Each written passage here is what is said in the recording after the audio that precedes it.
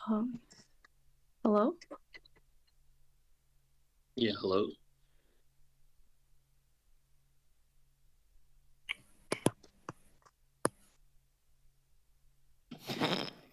Good morning, Jessica and Russell. We can hear you both clearly. Thank you.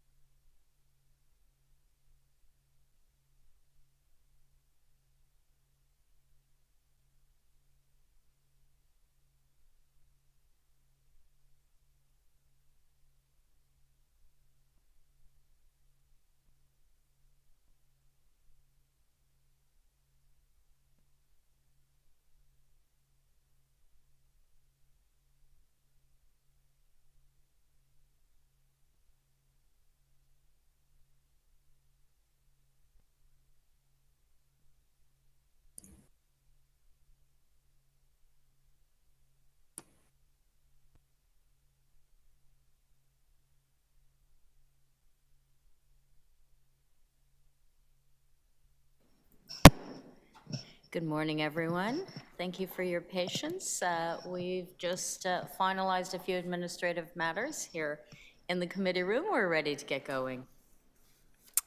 My name is Sarah Gelgor, and I'm the chair of the Compliance Audit Committee. I'm joined today by my fellow committee members, Lawrence D'Souza and Ramin Faraji. Member Faraji is joining me here in the committee room, and Member D'Souza is online today. The committee administrator has confirmed that we have quorum, so I'll now call meeting 14 of the Compliance Audit Committee to order. Welcome, everyone. Today's meeting is being held with committee members, city staff, and parties participating both by video conference and in person at City Hall in Committee Room 1. City Hall is open to the public, and anyone is welcome to attend the meeting at City Hall today. The public may continue to participate electronically by video conference. This meeting is also being live streamed online at www.youtube.com/Toronto City Council Live. I ask everyone for their patience with any delays or any technical issues. I'd like to ask everyone to please keep your microphones on mute unless you're speaking. And Member D'Souza, please ensure that your video is turned on at all times. As part of each agenda item, I'll ask our members to raise their hand or unmute their microphone if they wish to ask questions or to speak. And when voting, members, please raise your hand in front of your camera to indicate your vote. Although we are in different locations and meeting remotely today, the Compliance Audit Committee acknowledges the land we are meeting on is the traditional territory of many nations, including the Mississaugas of the Credit, the Anishinaabe, the Chippewa, the Haudenosaunee, and the Wendat peoples, and is now home to many diverse First Nations, Inuit, and Métis peoples. We also acknowledge that Toronto is covered by Treaty 13 with the Mississaugas of the Credit. Members, are there any declarations of interest under the Municipal Conflict of Interest Act? If you do have an interest, please raise your hand or unmute your mic to speak. All right, seeing none, may I have a motion to confirm the minutes of the meeting on November 12th? Lawrence. Thank you. Member D'Souza, all in favor, please raise your hand. Thank you, and the motion carries. We have 8 items on the agenda today, and I'll outline the procedure for the format of the committee meeting. The purpose of today's meeting is to consider 7 auditors' reports that the city clerk sent to the committee on contributors in the 2023 Councillor Ward 20 Scarborough Southwest By-Election who appear to have contravened the contribution limits under Section 88.9 of the Municipal Elections Act 1996. For each item, we will begin with a presentation from BDO Canada LLP, the external auditor who completed each of the reports. What I have instructed the auditors to do is for the first item to go through their methodology and processes and then move to findings, and for each subsequent item to go directly to the findings so that we're not repeating methodology and process with each agenda item. After BDO Canada has presented their report, the relevant contributor and each candidate for each item will be provided an opportunity to speak if they are present online.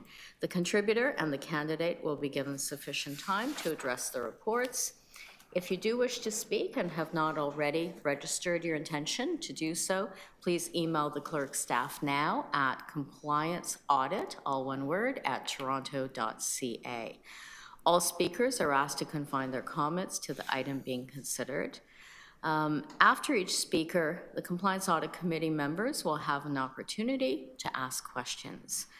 The committee has also received written communications for some of the items, which we will consider as part of our overall deliberations.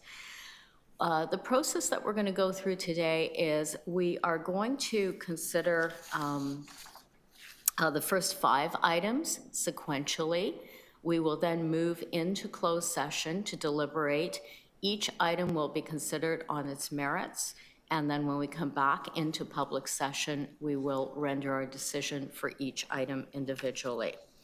At today's meeting, we'll also consider item EA 14.8, Compliance Audit Report for the City of Toronto regarding Giorgio Mammoliti. This report was prepared by Ken Froese, Delta Consulting Group. The auditor will present the findings of the report, and following the presentation, the committee members will have an opportunity to ask questions. If present, the applicant for the compliance audit report and the candidate will be afforded an opportunity to speak to the item and will be given sufficient time to address the application. After each speaker, Compliance Audit Committee members will have an opportunity to ask questions. If the committee decides it needs to meet in closed session to deliberate in private, I will move a motion to close the meeting, at which point members of the public and media will be moved into the WebEx lobby and readmitted once the committee resumes in public session. After we have completed our closed session deliberation, we will resume in public and the committee will make its decision at that time. And that same process applies to all of the items we're considering today. Before we move to item number 1, are there any preliminary motions from our committee members? All right, seeing none, we're going to proceed with our agenda then. And item EA 14.1 is Chayanika Dutta, I apologize if I have mispronounced your name, contributor in the 2023 Councillor Ward 20 Scarborough Southwest By-Election, who appears to have contravened contribution limits under Section 88.9 of the Municipal Elections Act, 1996. Do we have any preliminary requests from any of the parties before we move to the auditor's report? All right, seeing none, we'll then begin with a presentation from BDO Canada, LLP, followed by remarks from the contributor and candidate if they are present. Gentlemen, over to you, please. Thank you. So this is our presentation for Chayanika Dutta, a contributor who appears to have contravened the contribution limits under Section 88.9 of the Municipal Elections Act, 1996.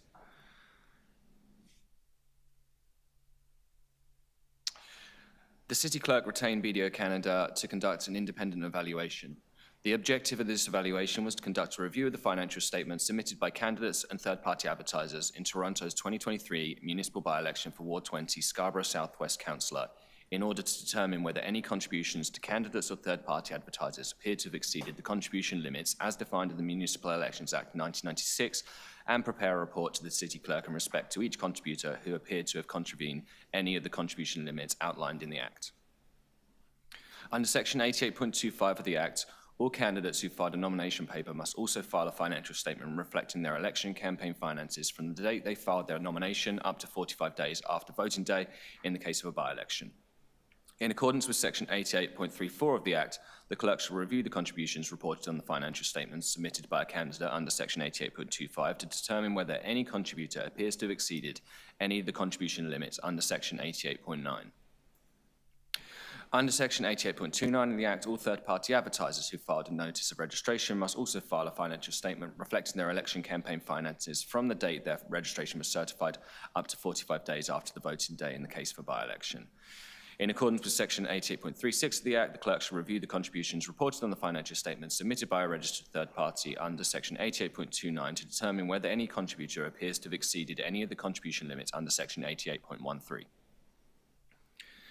Reporting requirements under the Municipal Elections Act for candidates. The Act defines campaign contributions as money, goods or services that are given to a candidate for use in their campaign, including money and goods that a candidate or spouse contributes to their own campaign. For third-party advertisers, the Act defines campaign contributions as money, goods or services that are given to and accepted by an individual, corporation or trade union in relation to third-party advertisements, or given to and accepted by another person who is acting under the direction of the individual, corporation or trade union. In reviewing the contributions listed on the financial statements, the City Clerk is to determine whether the following contribution limits appear to have been exceeded. An individual cannot contribute more than $1,200 to a single candidate for councillor or school board trustee or third-party advertiser. An individual cannot contribute more than $2,500 to a single candidate for mayor. An individual cannot contribute more than $5,000 in total to multiple candidates for the same office or multiple third-party advertisers. The above limits do not apply to contributions made by a candidate or their spouse to the candidate's own campaign.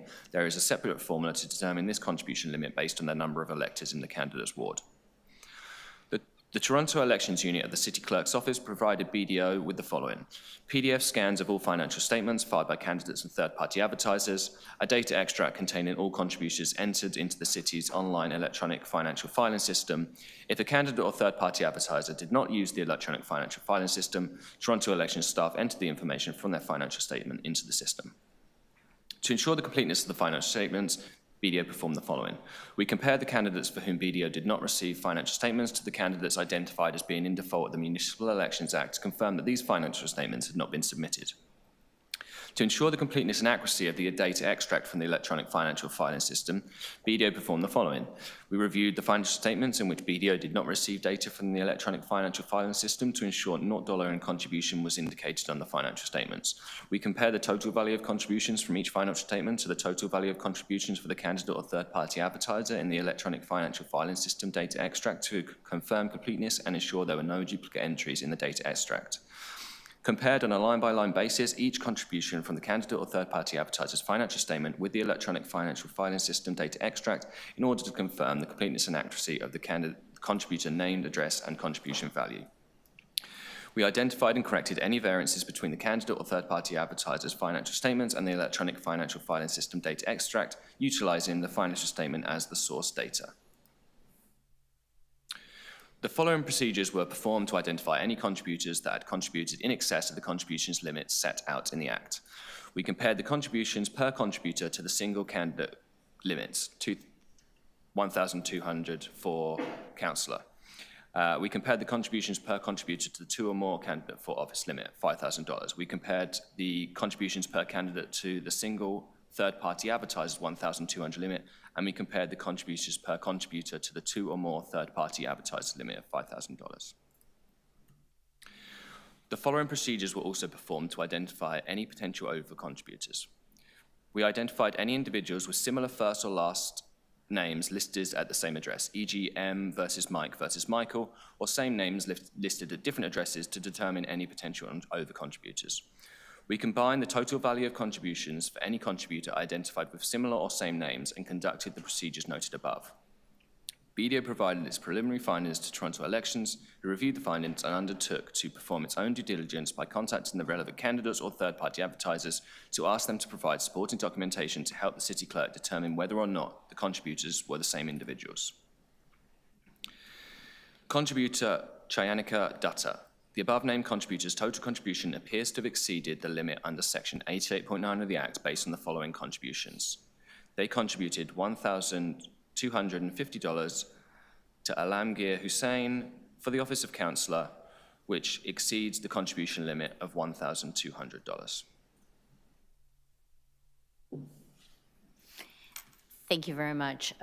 Committee members, do either of you have any questions for the auditors?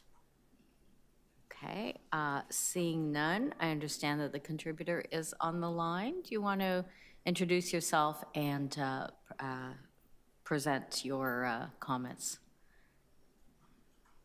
My name is Chayanika Dutta. Thank you. And you have a presentation for us today. Well, you know what? It's my mistake. I should have looked at the guideline before. Mr. Hossain came to my office and he told me that this was the limit, and I inadvertently I believed that that was the limit. I am sorry about that. And if there is any way this can be rectified, just let me know, and I can get Mr. Hossain to give me the funds back, and I can send him a check for 1,200 instead. I don't know what else to tell you. Okay. Thank you very much. I appreciate you appearing today and your candor. Members, do you have any questions of the contributor? No. No. All right. Thank you very much. I would ask for your indulgence. As I indicated at the outset, we're going to go through the next 4 items, and then the committee will move into we're going to move out of public session for our deliberations and then come back. We're going to consider each item on its own, but we'll come back with our decisions after hearing the next 4 items. I understand that you do have sort of some time conflicts, but hopefully you are available to stay on. Thank you very much. At this time, I would like to move to item 14.2. And that is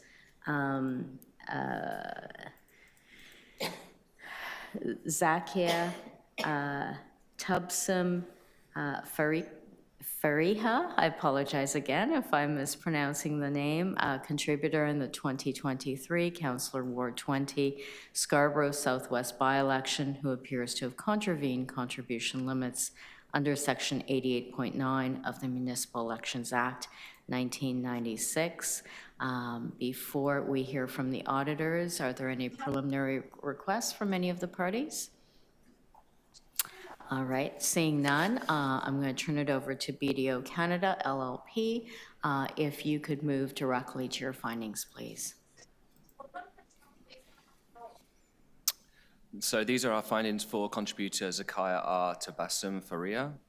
The above-named contributor's total contribution appears to have exceeded the limit under Section 88.9 of the Act based on the following contribution. They contributed $1,250 to Councillor Rahman Hossain, which exceeds the contribution limit of $1,200. Thank you very much. Members, do you have any questions of the auditors on this agenda item? And No. Seeing none, I'm now going to ask if the contributor is online. All right, and it appears that they are not. So we will move now to item EA 14.3.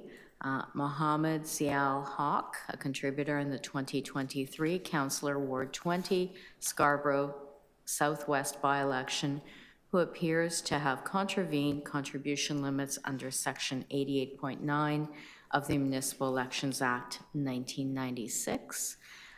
Any preliminary requests from parties?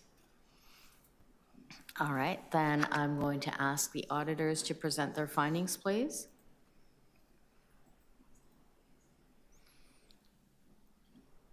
Thank you. These are our findings for contributor Mohammad Ziaul Haque. The above-named contributor's total contribution appears to have exceeded the limit under Section 88.9 of the Act based on the following contribution.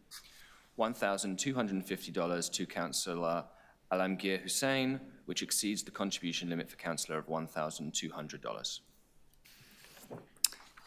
Thank you. Committee members, any questions of the auditors on this agenda item? No, thank you. No. All right, thank you. And now we're going to move to item EA 14.4, and this is Khandaker M A Hossain, a contributor in the 2023 Councillor Ward 20 Scarborough Southwest By-Election, who appears to have contravened contribution limits under Section 88.9 of the Municipal Elections Act 1996. Before we move to hear from the auditors, are there any preliminary requests from any of the parties? All right, then I'd ask the auditors to move to your findings for this agenda item, please. These are our findings for contributor Khandaker M A Hossain. The above-named contributor's total contribution appears to have exceeded the limit under Section 88.9 of the Act based on the following contribution: $1,250 to Councillor Alamgir Hussain, which exceeds the contribution limit of $1,200. Thank you. Committee members, do you have any questions of the auditors? No. All right. Now, I understand that the contributor is online, so I'll turn it over to you to introduce yourself and to provide any comments that you may have. Okay, hello everybody. I am Khandaker M A Hossain. I think on my part I can say that okay, I was informed that I can pay maximum $1,250. Okay, it was my mistake that I did not see the regulations of the Ontario City, so that maximum limit is $1,250. So it is a mistake on my part. I understand that. I shall do anything I can do to rectify this issue. Thank you. Okay. Thank you very much. Thank you for appearing today. Members, do you have any questions of the contributor? No, thank you. Okay. And I believe we do not have the candidate online. Is that correct? No. We do not have the candidate. All right. I'm going to move to the last item that we are considering sequentially, and that is item EA 14.5, Atiq Rahman, and,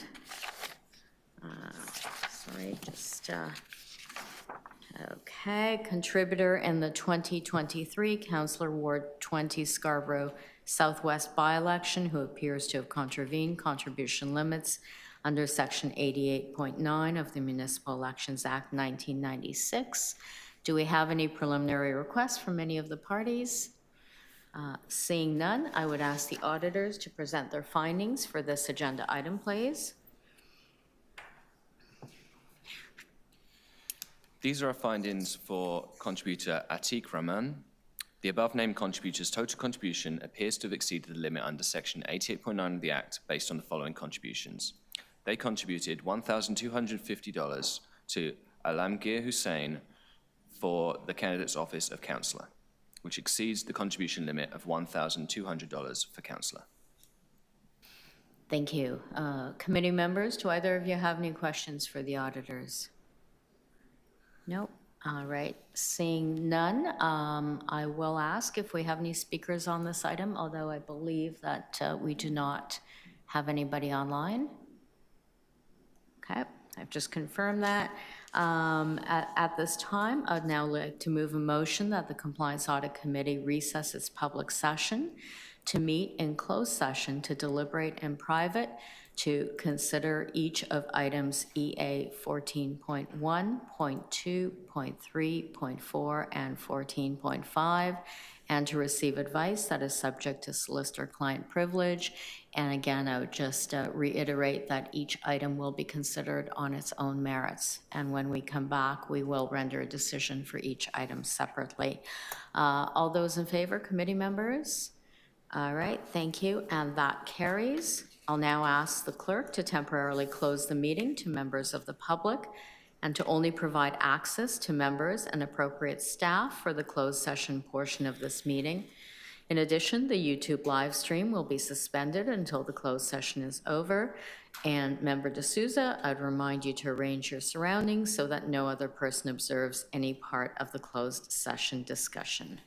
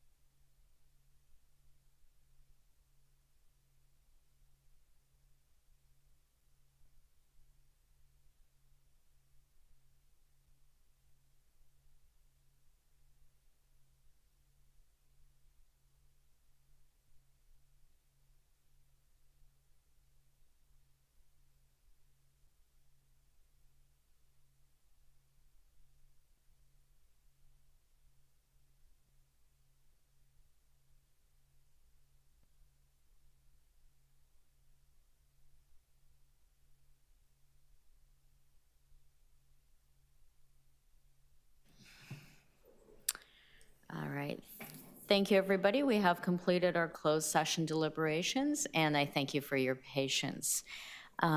Before we move to address each of the 5 decisions, I'm going to ask members of the Compliance Audit Committee if they have anything that they wish to speak on. Okay. Hearing nothing, I'll then ask the clerk to please display the motion relating to the first item on the screen. I'm just going to read the findings for each of these decisions. The full decisions will be available on the City of Toronto website. So for item EA 14.1, the Compliance Audit Committee has decided not to commence legal proceedings. Thank you. For item, oh, sorry, I need a motion on that one. I apologize. Members, all those in favor? All right, and that carries. Thank you. And thank you to staff for the reminder. If we might move to display decision for item 14.2, please. In EA 14.2, the Compliance Audit Committee has decided not to commence legal proceedings. And the full decision, again, is available. All in favor, committee members?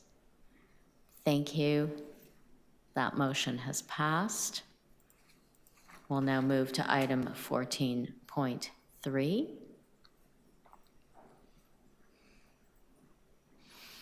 And for item EA 14.3, the Compliance Audit Committee has decided not to commence legal proceedings. Members, all those in favor? Thank you. That motion carries. Item 14.4.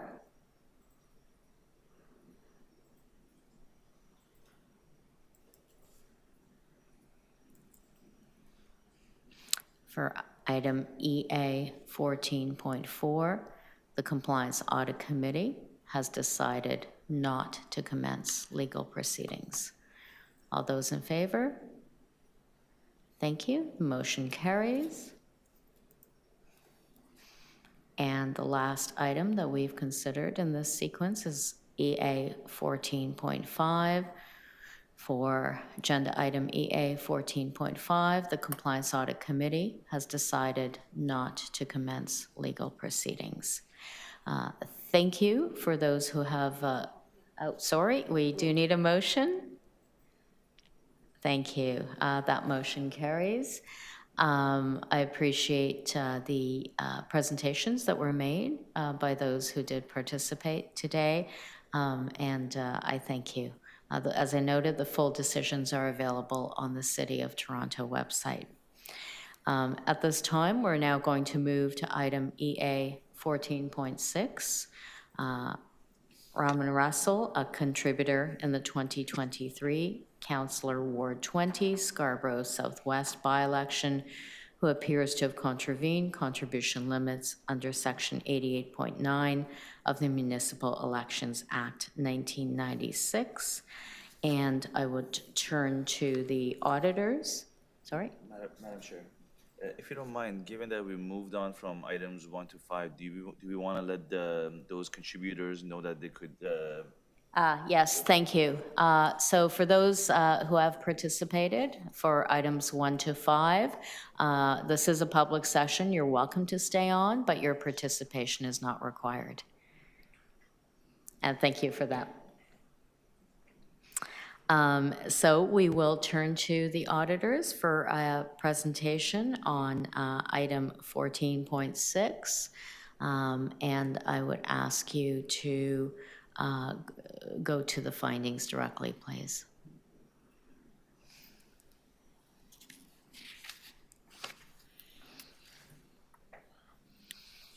These are our findings for contributor Rahman Russell.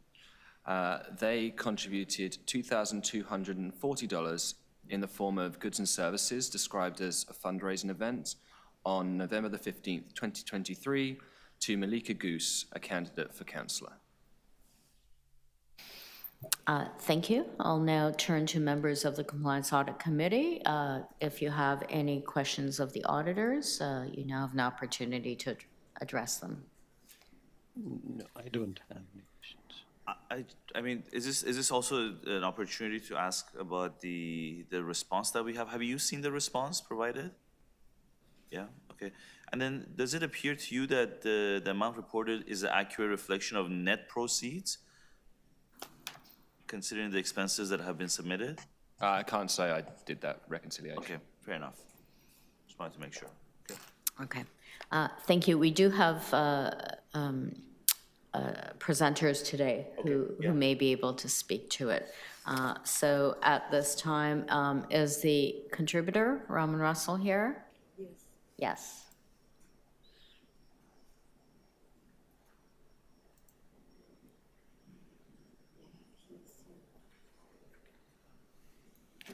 Okay. Mr. Russell's here. All right. You're welcome to make a presentation.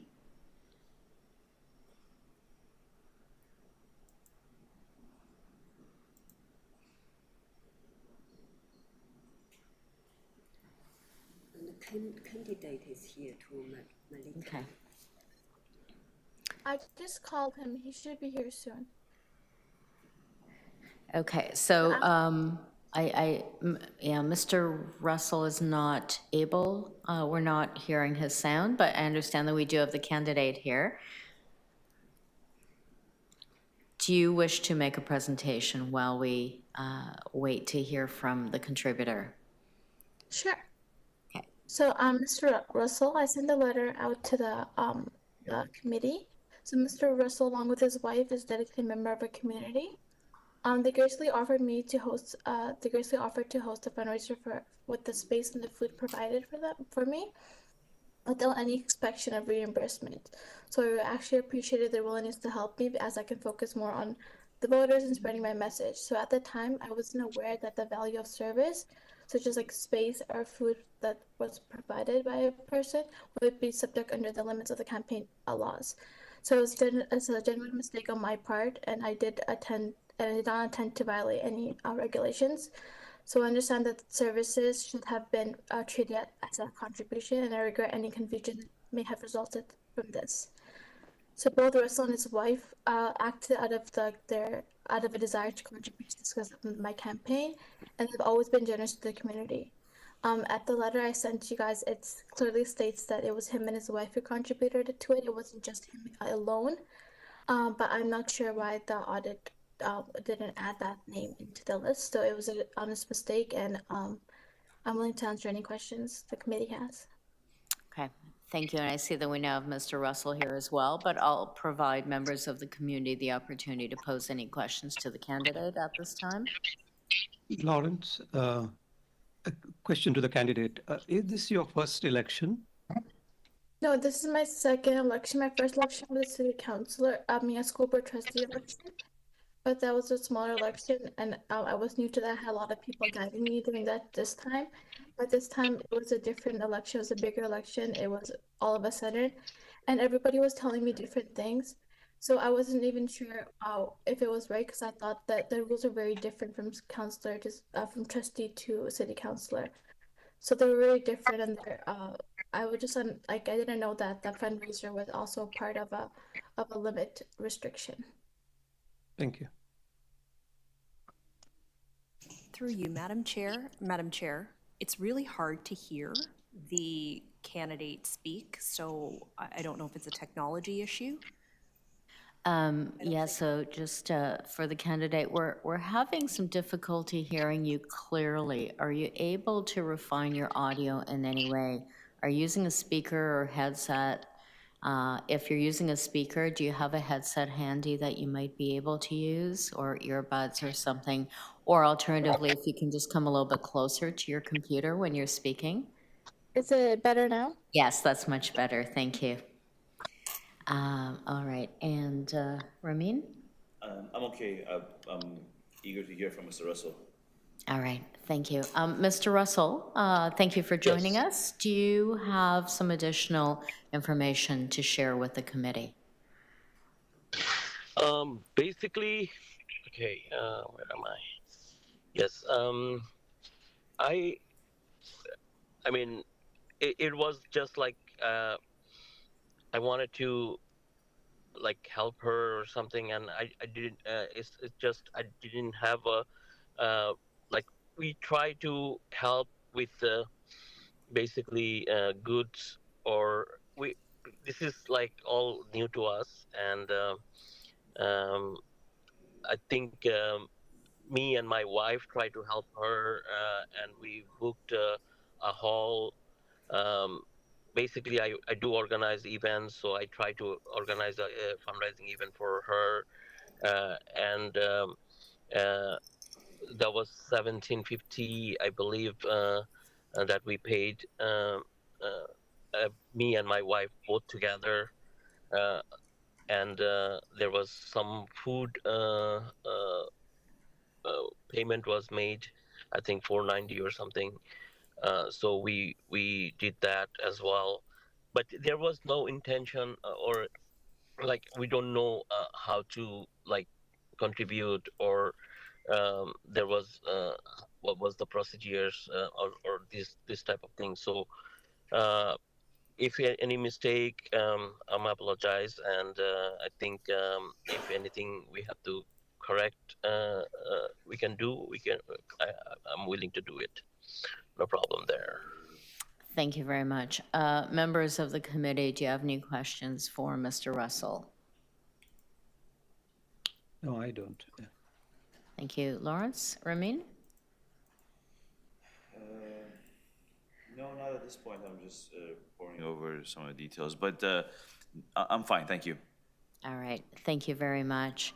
I don't have any questions. I'd like to thank you both for your contributions. At this time, I'd like to move a motion that the Compliance Audit Committee recess its public session to meet in closed session to deliberate in private. And we do have the motion on the screen, and that is that the Compliance Audit Committee recesses public session to meet in closed session to deliberate in private on item EA 14.6.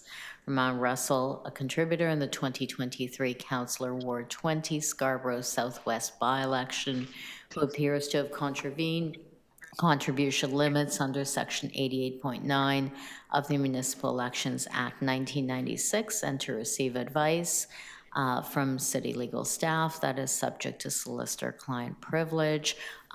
Members of the committee, if you could vote on that. And that carries. Thank you. At this time, I will ask the clerk to temporarily close the meeting to members of the public and to only provide access to members and appropriate staff for the closed session portion of the meeting. In addition, the YouTube live stream video will be suspended until the closed session has been completed. Members, Member D'Souza specifically, I'd also remind you to arrange your surroundings so that no other person observes any part of the closed session discussion.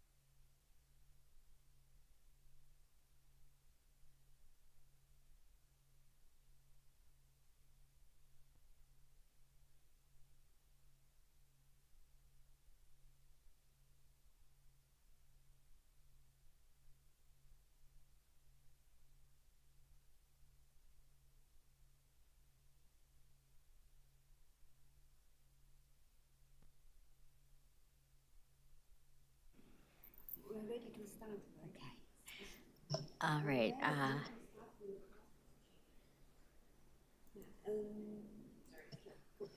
All right. Thank you, everybody. Thank you for your patience. We have completed our closed session deliberations. At this time, I will ask the clerk to please display the motion, which contains the decision on the screen. I will just read the preliminary paragraph. The Compliance Audit Committee, in relation to item EA 14.6, has decided not to commence legal proceedings. I'd like to thank both the contributor and the candidate for their submissions, both written and oral, and you're welcome to stay on. This is a public session. However, you're no longer required. Thank you again. If I could get a motion from members, thank you, and the motion carries. At this time, we're now going to move to item EA 14.7. Kara Randell, contributor in the 2023 Councillor Ward 20 Scarborough Southwest By-Election, who appears to have contravened contribution limits under Section 88.9 of the Municipal Elections Act, 1996. And we're going to kick off with a presentation from BDO Canada. Again, I'll just ask you to focus on your findings, please. I need to be made a presenter.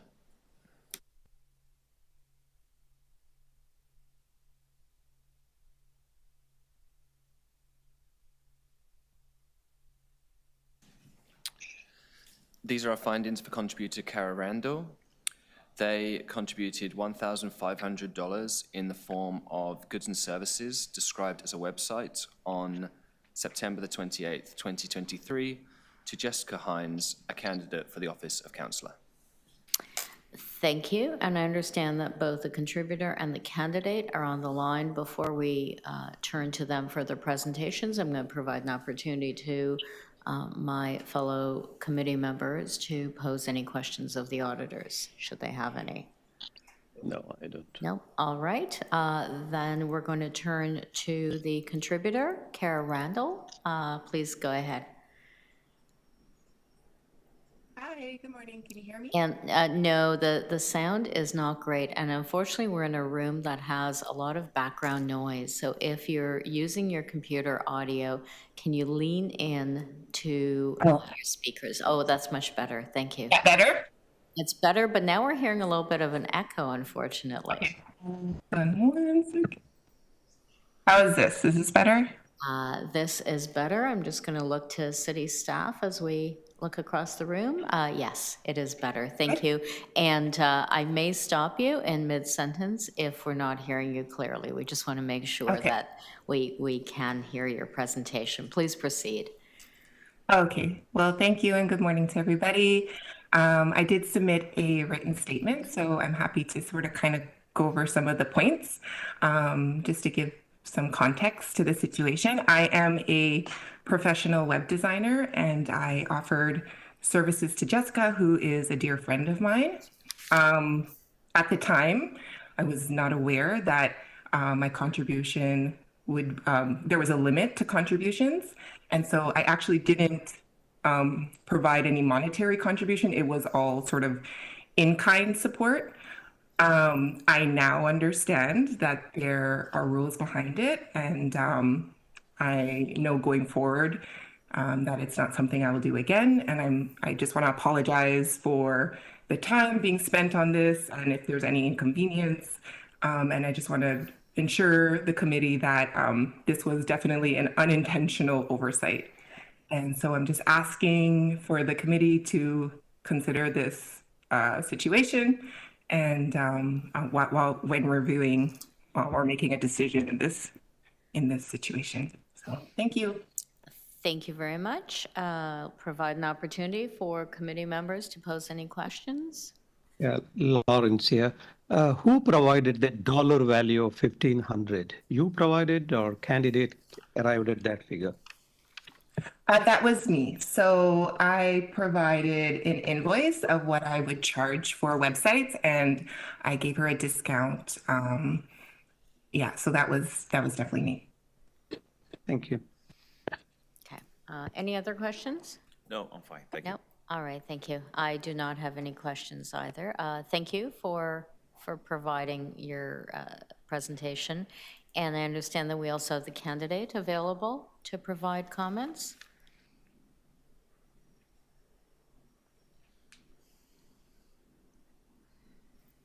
Hello. Hi. Hi, everyone. And am I clear as well? I know. Yes, we can hear you. Thank you. Okay, perfect. All right. Well, good morning again, everyone. And thank you for city staff, the BDO, and the committee members in having this discussion and ensuring that all candidates and everyone that is contributing to like further all like just ensuring that like we have like this democratic process. And so thank you for allowing us to have our say and just clarifying like any of these like misunderstandings. And so like regarding the contribution, well, the over contribution, I know Kara didn't mean to, and myself too, like there was like an oversight that we didn't see, and that I'm new to this. This is my first time running.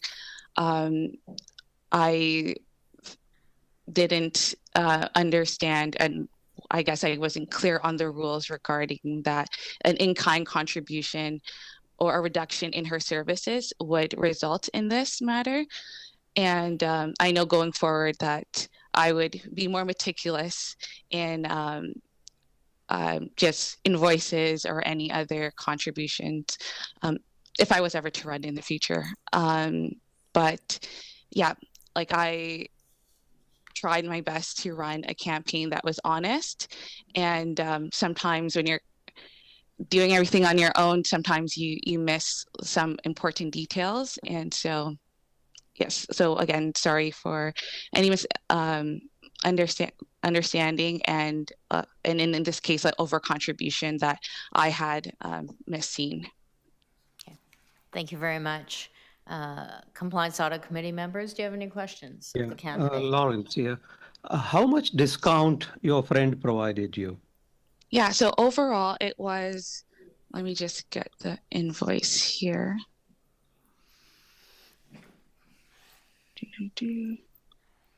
Okay, so overall the overall cost of her service was $2,235, and then she reduced $1,500. So the fair market value, her normal rate is $2,235. Correct. So you get a discount as well. Okay, thank you. Thank you. Any other questions from members? No, thank you. No. All right. Hearing no questions at this time, I'd like to move a motion that the Compliance Audit Committee recess, and I'll wait for the motion to be. Please wait for a moment. Do you want to confirm her last name is Randell, D-A-L-L or D-E-L-L? On the report it's D-E-L-L, but on the screen she spelled her name as D-E-L-L. Oh, okay. Just a question for the contributor as to the spelling of your name. So Kara Randell, on the screen, we're seeing your surname R-A-N-D-A-L-L. However, in the report, there's an E instead of an A. Is what we see on the screen, is that accurate? Yeah, so it's R-A-N-D-A-L-L. Yeah. A-L-L. So how I wrote it is accurate. Okay, thank you very much for that. And thank you to city staff for flagging that. So with that, if I could ask city staff to display the motion, please. And for item EA 14.7, motion reads that the Compliance Audit Committee recess its public session to meet in closed session to deliberate in private on item EA 14.7. Kara, and we'll change the spelling there. Randell, a contributor in the 2023 Councillor Ward 20 Scarborough Southwest By-Election, who appears to have contravened contribution limits under Section 88.9 of the Municipal Elections Act 1996, and to receive advice that is subject to solicitor-client privilege. motion from committee members. If we could vote, please, all in favor? Thank you. That motion carries. And so I will ask the clerk to temporarily close the meeting to members of the public and to only provide access to members and appropriate staff for the closed session portion of this meeting. In addition, YouTube live stream will be suspended until the closed session is over. Member D'Souza, I'd also remind you to arrange your surroundings so that no other person observes any part of the closed session discussion. Thank you.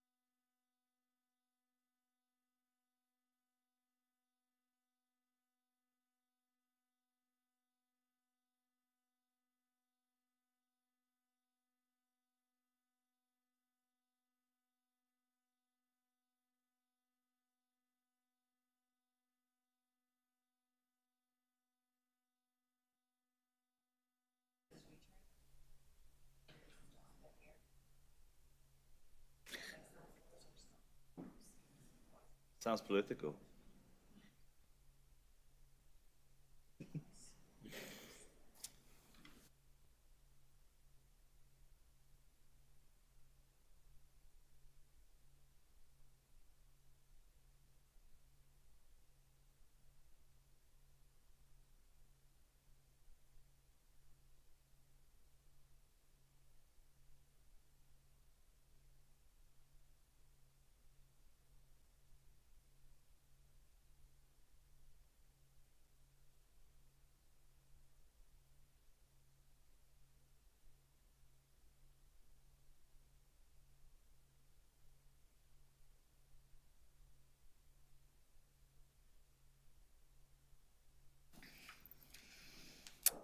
Okay, and we have completed our closed session deliberations. We are back in public session. Thank you, everybody, for your patience. We do have a motion that I will display on the screen. So for item EA 14.7, the Compliance Audit Committee has decided not to commence legal proceedings. Now, I would note that we are reflecting the name of the contributor both as it appeared in the financial statement, as well as what we understand is the correct spelling. And so that both spellings appear in the decision. The full content of the decision is available on the website of the City of Toronto. I'd like to thank both the contributor and the candidate for participating. You're welcome to stay. This is a public session. However, your participation is no longer required. At this time, I'd also like to thank... Sorry? Oh, yes, we do need a motion. Thank you. Motion to pass the decision. All in favor? Thank you. And that motion has carried. Thank you, Member D'Souza. I'd also like to thank the auditors who are present here, Peter and Max. I believe you are not the auditors on the remaining items on the agenda. So again, you're welcome to stay, but your participation is not required, and thank you for your involvement today. Before we move to the next item on the agenda, I do wish to bring forward a motion. It is normal practice that we would break at 12:30 Eastern Standard Time. I'm going to bring a motion that we extend that time so that we can deal with the next item. And the motion will read that the Compliance Audit Committee extend the meeting past the scheduled 12:30 p.m. lunch recess to complete the agenda. Members of the committee, all in favor? And that motion carries. Thank you very much. So we're now going to move to the final item on today's agenda. That item is EA 14.8, Compliance Audit Report for the City of Toronto, re Giorgio Mammoliti.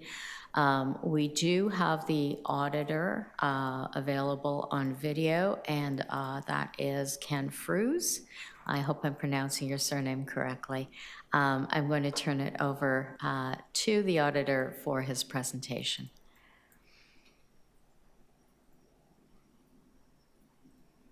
Thank you very much.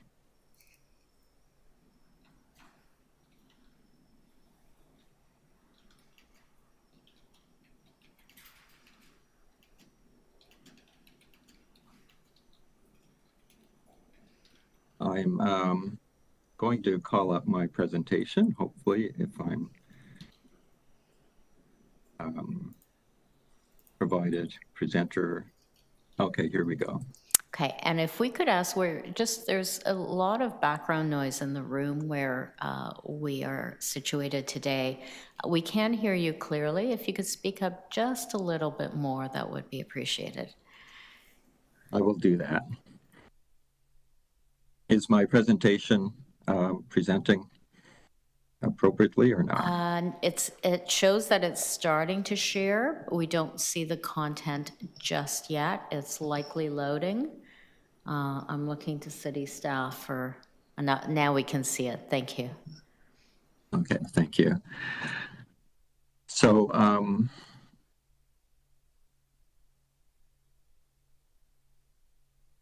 prior to the compliance audit, prior to our appointment, Mr. Mammoliti had acknowledged his campaign expenses had exceeded $10,000. He had filed for an extended filing deadline,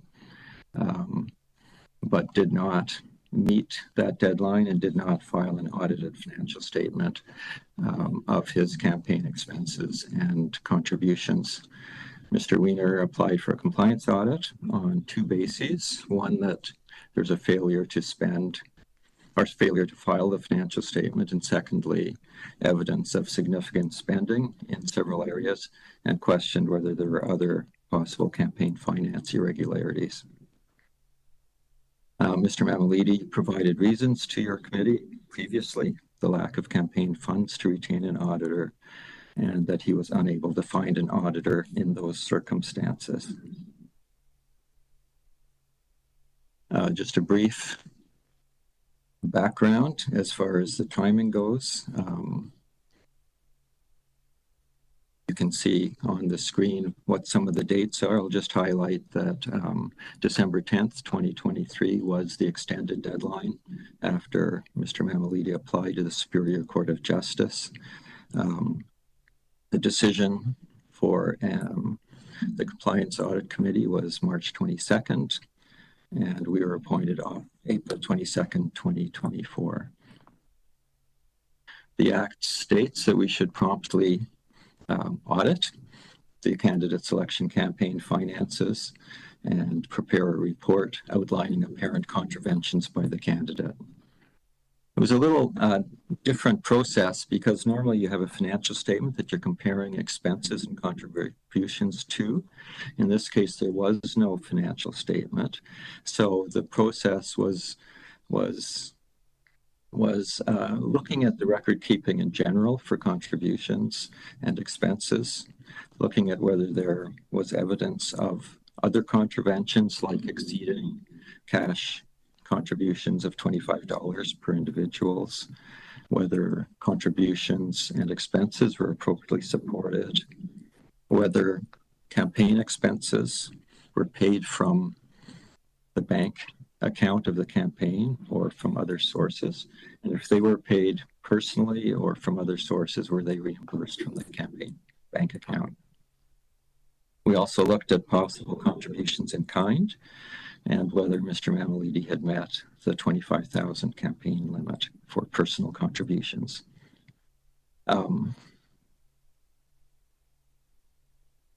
The approach also included, because you're looking for what potentially is not in the campaign financial records, we did ask for and received Mr. Mammoliti's cooperation in providing credit card statements for the period from sort of April to July of 2023 to see if there were personal expenses paid on credit cards beyond the ones that were reimbursed by the campaign. Overall, the candidate was a long shot away from the limitation of just over 1.6 million. So there was no apparent contravention in relation to the overall spending limits. Mr. Mammoliti had already acknowledged that he'd failed to file an audited financial statement and was required to, as his contributions and expenses exceeded $10,000. So we concluded, in our opinion, this constitutes an apparent contravention of Section 88.25 of the Act that requires that candidates file an audited financial statement where campaign contributions and or expenses exceed $10,000.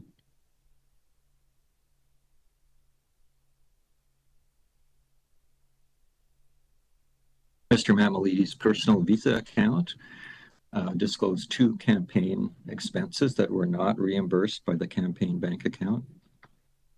The first one, May 1st, 2023, was $6,200.14. This did relate to the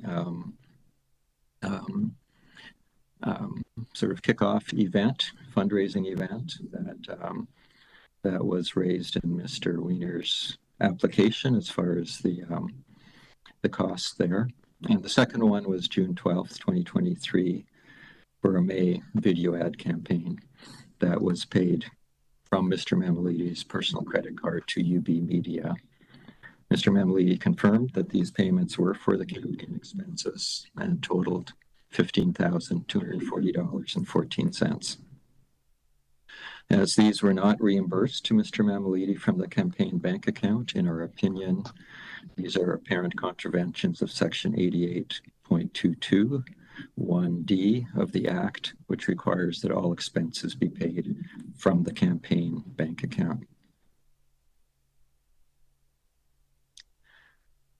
Section 88.9.11 has a maximum contribution a candidate and his or her spouse may make to their own campaign. And in this case, the limit was $25,000. Overall, we determined that Mr. Mammoliti contributed $45,406.43 in direct contributions, net of reimbursements to Mr. Mammoliti.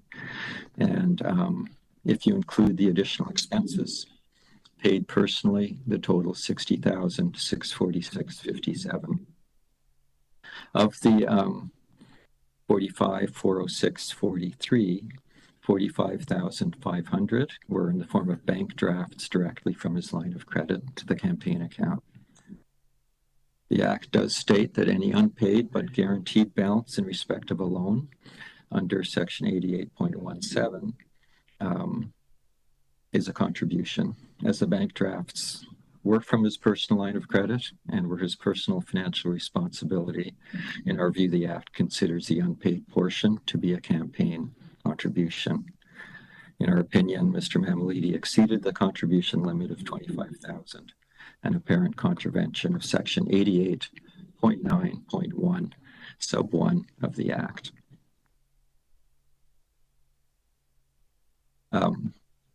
Mr. Mammoliti contributed $4,900 in cash to his campaign.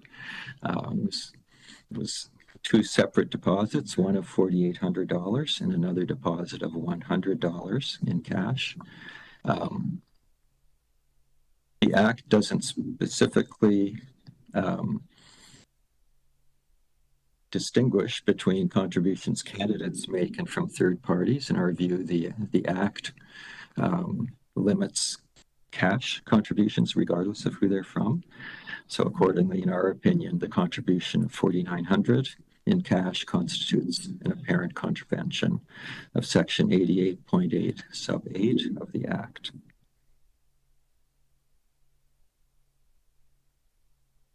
The $4,800 was repaid, and it was on the deposit slip marked as a loan from Giorgio Mammoliti. You can see it was 22 $50 bills and 37 $100 bills. In our view, the Act requires a loan to a campaign to be funded directly from a bank or other lending institution. And if considered a loan, it would be an apparent contravention of Section 88.17 of the Act.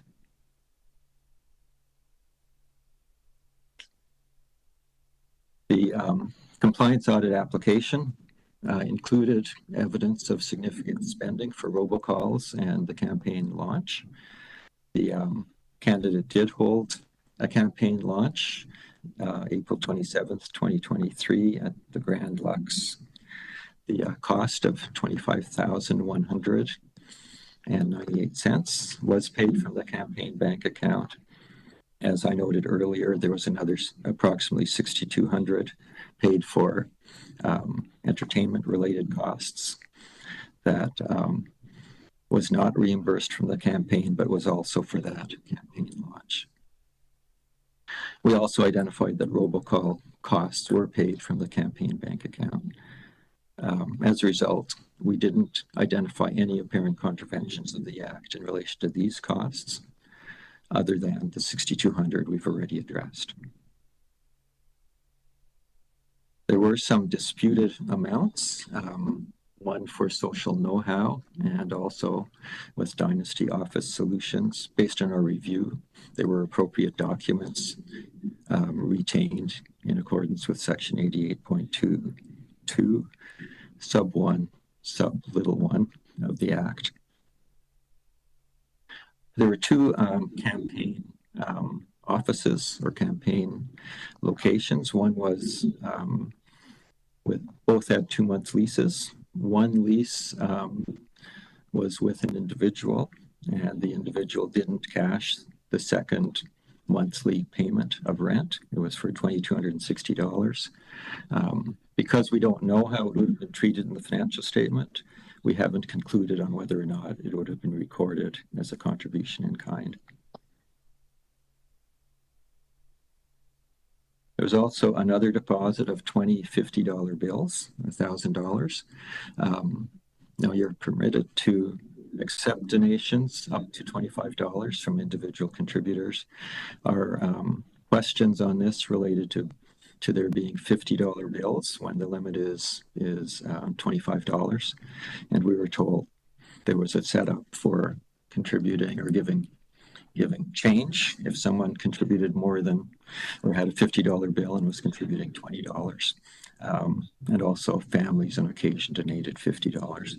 We haven't done enough work on that to conclude either way and haven't formed an opinion on whether this is an apparent contravention of the Act. And our final slide relates to some of we did do some social media and other searches to confirm whether or not Mr. Mammoliti's explanation on shutting down the campaign and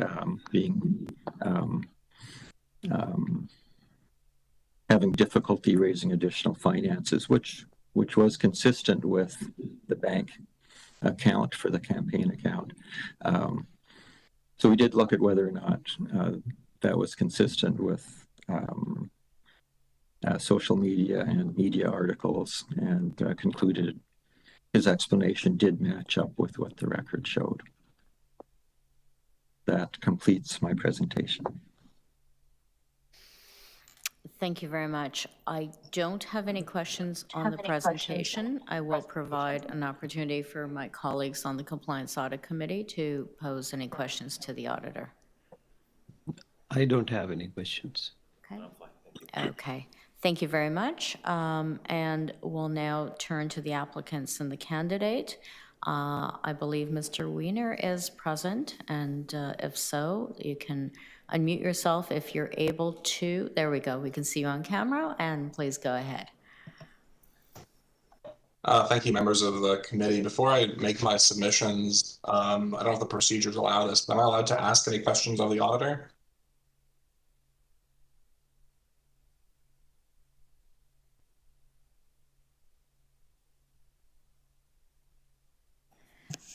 Sorry, I'm just conferring with staff to determine what procedure is. Just bear with us for a moment.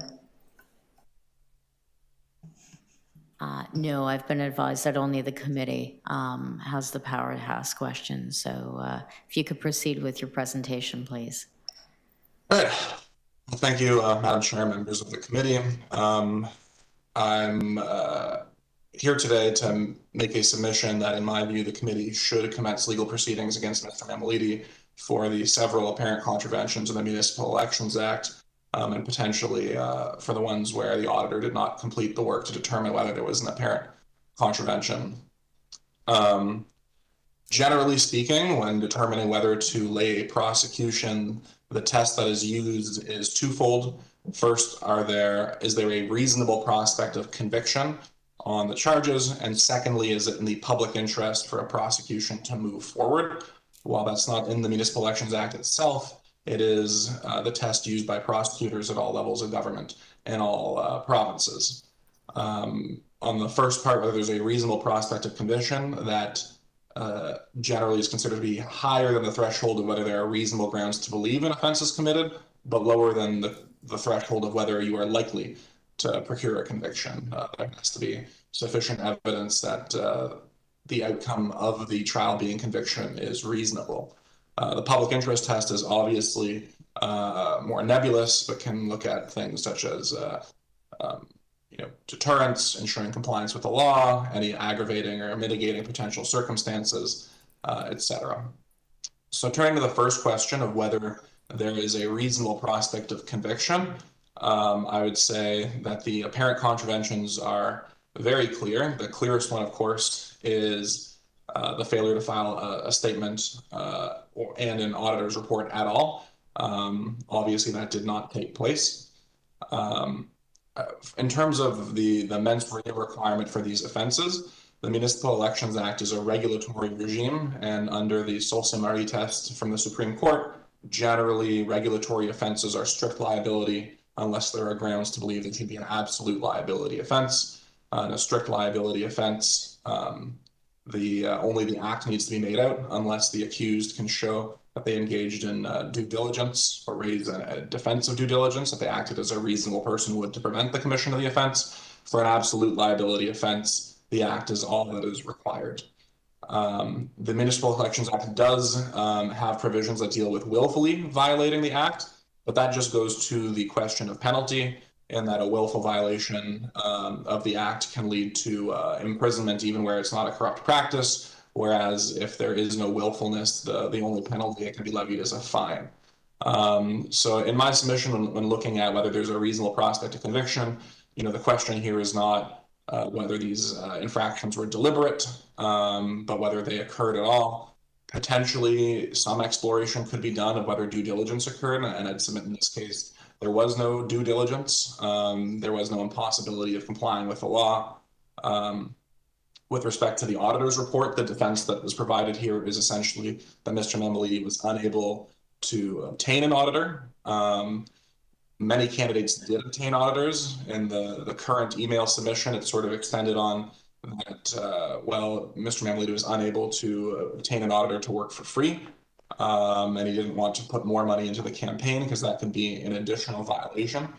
And what I would point out with that, and this goes into the question of exceeding the donation limits as well, is a loan doesn't become a donation until the campaign and any extensions are over and the guaranteed portion hasn't been repaid.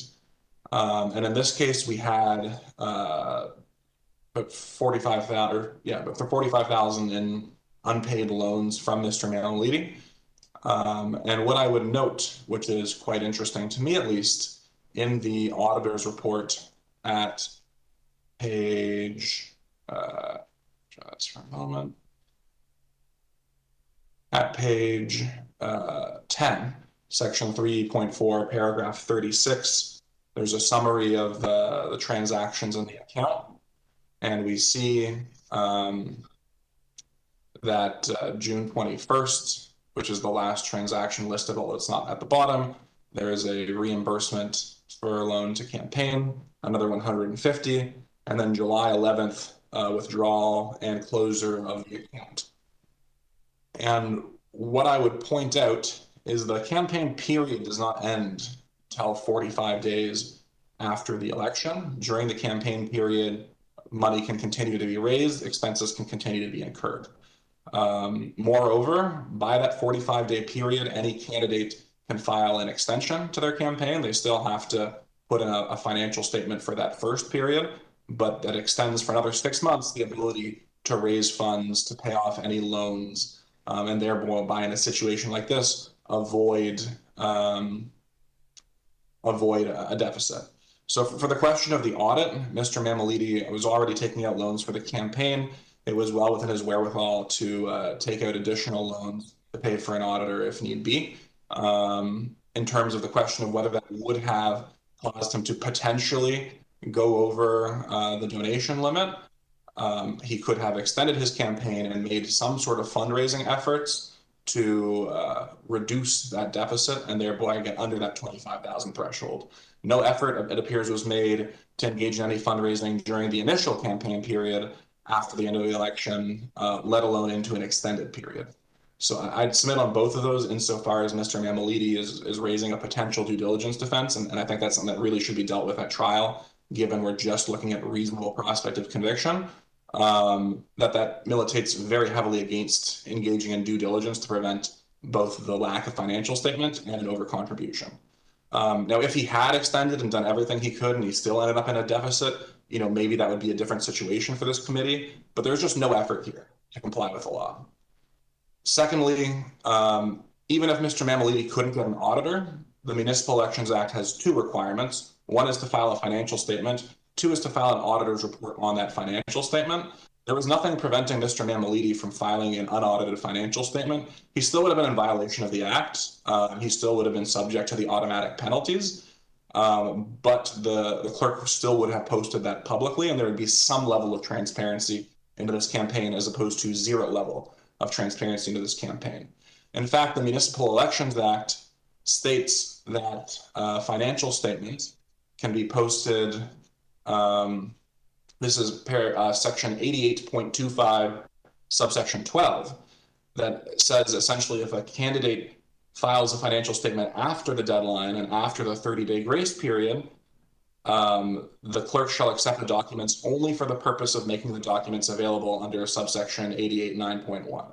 So even completely late filed statements, even a statement filed today without an auditor's report, no, it wouldn't be compliance with the law, but in terms of public interest, et cetera, there would be some visibility. And instead, we've continued to have absolutely no visibility other than through this compliance audit. So on failure to file a statement, I would submit both that there's a reasonable prospect of conviction and it's in the public interest to proceed with charges. On the cash donations and the self-donations, I realized there was no findings of apparent contravention on this, but I think it's important to look in the context that this isn't a small campaign where nothing potentially untoward happens. There are serious question marks around the cash that went into this campaign. I didn't have the ability to ask the auditor questions. I would have wanted to ask, for example, with respect to this $4,800 cash donation from Mr. Mammoliti of 22 $50 bills and 37 $100 bills, if any backup was provided from Mr. Mammoliti's personal account to show that it did in fact come from his personal account, because I would submit that taking out almost $5,000 in cash from a personal account to put into a campaign account is a very unusual way to do that. And intrinsically, whether or not he was allowed to donate it or not, in terms of the limit, there's a reason that large donations can't be in cash, and it is so there is traceability for where the funds are coming from, and putting that much cash in eliminated that traceability. So, it may well be that he did withdraw that $4,800 and there's proof of that, but in the absence of that, it certainly raises a question mark that we don't actually know where that $4,800 came from, and that's why taking that donation in cash is of concern. Again, in terms of reasonable prospect of conviction, the cash donation was made. It may have been returned later, or it may be an illegal loan. But again, there's no evidence here of due diligence to avoid making a cash donation. Similarly, with respect to the personal purchases that were made in a credit card and not paid from the campaign account, the timing of those payments indicate that for at least some of those payments, the first one at minimum, the campaign did have either cash from the loan or it took out further loans after that point. So there was an ability to pay those credit card expenses and have it come from the campaign account. For whatever reason, a choice was made not to do that. Generally speaking, you can in a campaign make purchases through a credit card, but the expectation is you're not using that credit card as an off-the-books loan, that essentially you have money in your account, you put the purchase on the credit card, and you're immediately transferring the cash either directly to that credit card or to the person who used that credit card on behalf of the campaign so that you can make a credit card expense. It's not that you just carry that expense on your credit card for as long as you need to, and if worse comes to worse, it becomes essentially a contribution to the campaign, an in-kind contribution. So again, clear violation of the limit, no due diligence in my submission. At this point, we're looking at more than twice the limit. And while I realize Mr. Mammoliti did not overspend the spending limit, those donation limits are also important because the legislature has deliberately put in place some level of equal playing field between candidates so that a candidate who has access to potentially the ability to self-finance $1 million mayoral campaign, can't just do that, that you have to get a certain amount of your funds from other residents of Ontario subject to the donation limit to run a large, viable campaign. So I'd submit on all of those, reasonable prospect of conviction is made out. Again, to those question marks, there's the personal cash donation. I have serious questions about these other cash donations where you have what looks like more than $320 donations from a fundraising event where nobody is, giving $50 bills and getting change. And then suddenly, a couple weeks later, you're getting 20 $50 bills for $1,000 that are coming from walk-ins where the maximum contribution is 25. And it just so happens that you had, I guess 40 people come in and want to make $20, $25 contributions, but needed change, and they just end up with that exact amount of $50 bills, or groups of family members. I think there's serious question marks around how this campaign was run, where this cash actually came from, whether there was any rigorous attempt made to ensure compliance with the Municipal Elections Act, and I think that's all of concern. Taking a broader view here, generally speaking, the defense Mr. Mammoliti's put forward is, he thought he was going to be a major candidate, so he incurred a bunch of expenses and took out a bunch of loans expecting to be a major candidate. That didn't pan out, and so he was left with this deficit, which again, he took no steps to try and pay down after Election Day. And what I'd point out, first of all, is, the two articles in the audit report are dated April 21st and May 13th. And much of this activity occurred after that point, where I think it was already clear that Mr. Mammoliti was going to be struggling to become a major candidate. So I don't really think that is an excuse for Mr. Mammoliti's conduct here. Secondly, and more importantly, I think it's important the committee, when deciding whether to prosecute, take a look holistically at who this person is and what their history is, both in terms of running in elections, being a councillor, and past violations of the Municipal Elections Act. Mr. Mammoliti is not someone who is a first-time candidate who is just getting his campaign together, was dealing with, complicated elections code that he was for the first time trying to figure out, and had some accidental mistakes, which in a number of cases, that is when this committee has declined to prosecute. He is not a candidate where something totally unexpected, as with the other mayoral candidate, where I know some of that was redacted, or something totally unexpected happened in terms of his personal life that made him unable to comply. Mr. Mammoliti was a councillor in the City of Toronto for decades. He has run in, I believe, more than 10 municipal elections in this province, most of them in the City of Toronto, some of them in Wasaga Beach, which I believe has its own compliance audit processes undergoing. Mr. Mammoliti, after the 2010 election, where he ran for mayor, was subject to a compliance audit, was prosecuted and pled guilty to 4 counts of violating the Municipal Elections Act, where the court found that there was essentially little effort made to ensure compliance with the act, and therefore a lot of bookkeeping that was not in accordance with the act that led to significant overspending of the limit. Now, I am aware that for the failure to file, there is an automatic penalty of forfeiture of office, which really doesn't matter if you lost, and a bar from running in the next election, which matters, I guess, if you intended to run in the next election, which we don't know if Mr. Mammoliti did or didn't. But the act is also clear that that is in no way the limits of the penalties. Generally speaking, penalties under regulatory legislation are put in place to enforce compliance with the act. In my submission, where you have someone who has already gone through the whole process of a prosecution, who has already been found guilty, has exhausted their first, oops, I didn't understand that this had to be done.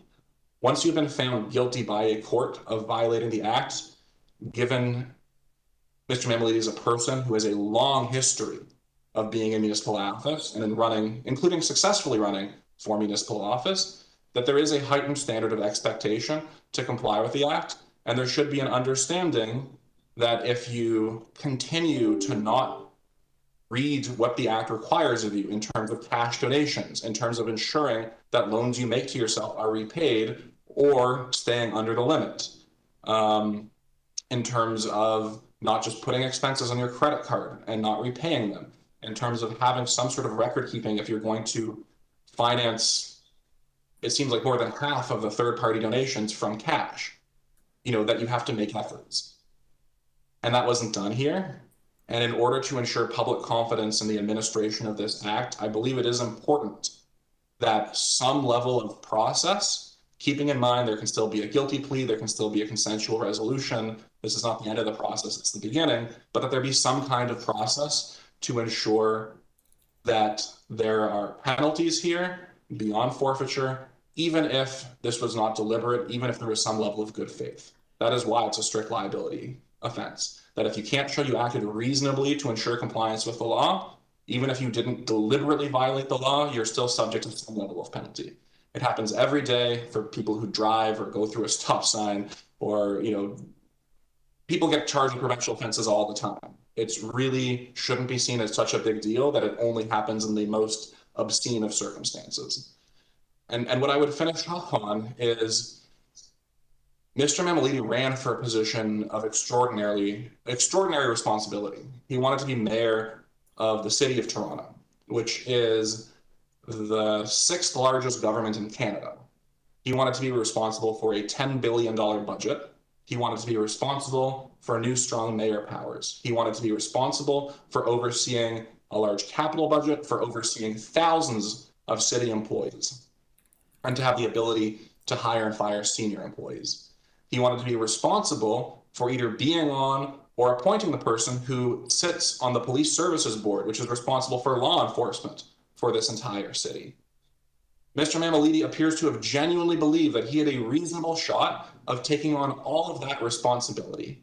And yet Mr. Mammoliti also believes that he should not be held responsible for complying with the Municipal Elections Act, that he should just be able to say, I didn't know this was required, that he was not responsible for in advance reading the publicly available candidates guide that puts all of this in plain language, from obtaining advisors if he didn't understand it, and from putting in place processes to ensure compliance with the law. And in my view, it would send a very dangerous message to anyone who's running for office if someone who was so seriously running for this candidate of responsibility, who has these decades of experience dealing with these rules, and who has previously been found guilty of violating these rules, can basically say, I didn't realize I had to do it this way, and get off without any real prosecution or any real consequences. And so for all of those reasons, members of the committee, my submission is that legal proceedings should be commenced in this instance. Thank you. Thank you very much, Mr. Wiener. I don't have any questions for you. I'm going to provide my colleagues on the Compliance Audit Committee an opportunity to pose any questions. Yeah, I don't have any questions. Okay, thank you very much. And at this time, I understand that Mr. Mammoliti is also online. Do you wish to make any representations?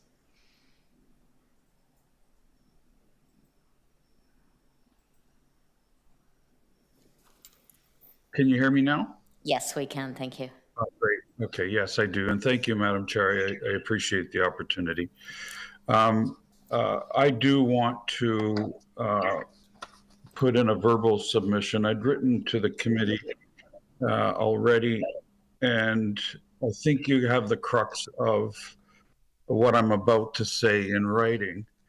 I did run for mayor. That's accurate. I've run more than once for mayor. That's accurate. I've run in many municipal elections. That's accurate as well. And I've also been taken to the Compliance Audit Committee. I believe this would be the 6th or the 7th time in my career. One of those instances was very unfortunate. It was in 2010. I'd run for mayor of the city of Toronto and then pulled out, if you recall, and then ran for my council seat. So there were two returns that we had to deal with. They were I was subject to a complaint to the audit committee, and I did go to court. At the end of the day, the city did charge me with the charges that they'd come forward with. If you did some research on what the judge had to say with respect to what happened in 2010, he did not put, even though I had to accept responsibility, because that's the way it works, you either have to plead guilty or not guilty. And he made it very clear that the auditor had made a few mistakes and it was the auditor. And I'm saying this because it's on record. The judge actually said the auditor made the mistakes, but I had to take the responsibility. And so that is the only time that I've had to go to court with respect to any of the audit complaints that have come my way over the years. In Wasaga Beach, the complaint is accurate. Someone decided to put a complaint in with my papers that I did put forward after a financial statement, and that audit came back clean. And in fact, the committee let it go the other day. So I respect the complainant's positions on what he's talking about, but I think he's exaggerating the points to make it look like I'm somebody that I'm not. And at the end of the day, in this particular audit, I regularly communicated with the auditor. I wanted to make sure that every part of this equation had a response from me as best that I know it. Not a professional. There's a reason why, with respect to audits, there's a reason why candidates have to hire an auditor to submit a financial statement, and it's because they're candidates. They're not auditors, at least most aren't. And so you want to make sure it's done properly. I have always wanted to make sure it's been done properly, and my intention here was always to submit a financial statement. My campaign imploded. I signed up to run for mayor of the city of Toronto, as I've done before, and I thought that if elected, I would do a good job in that role. What happened in this last election, in the by-election, was a shock to me and my volunteers and the campaign. In 2010, we were a part of the main 6 candidates at the time. I anticipated that this wouldn't be any different given the history that I've had in politics in 2 different levels of government. And so I'd say to you that I went in with all of that intention, which means making sure that you're going to do it as properly as you can to the best of your knowledge. We had a CFO in place, and we had an auditor that was working with the CFO as soon as the campaign had opened. What happened after that, and after the media had decided that I wasn't to play a role in the main candidacy, in the main 5 or 6 candidates, is that immediately the funds just did not come in after that. There was no way that we could make any more phone calls and be told, no, we can't give you the funds. So it was almost an instant reaction out there. As soon as the announcement was made, our election just imploded. There's no other way to describe it.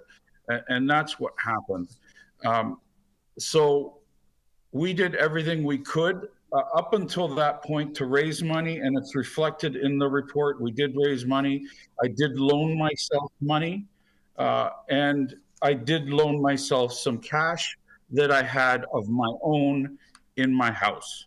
That's where the money came from.